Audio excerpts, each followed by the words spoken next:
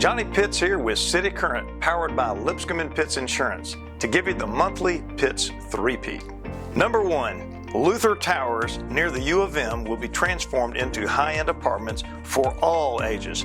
The former senior living facility will include a redesign of the floor plans, the addition of study rooms, and updates to the flooring, appliances, and cabinetry.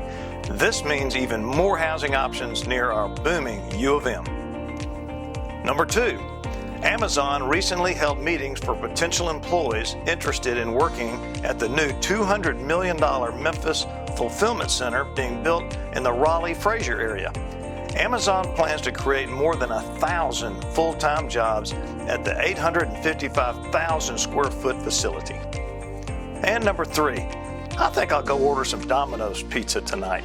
Well, that's because Domino's Pizza is set to raise $100 million for St. Jude Children's Research Hospital, the largest donation in St. Jude's history.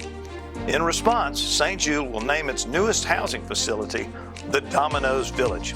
It will feature 140 furnished apartments designed to accommodate different lengths of stay and family sizes.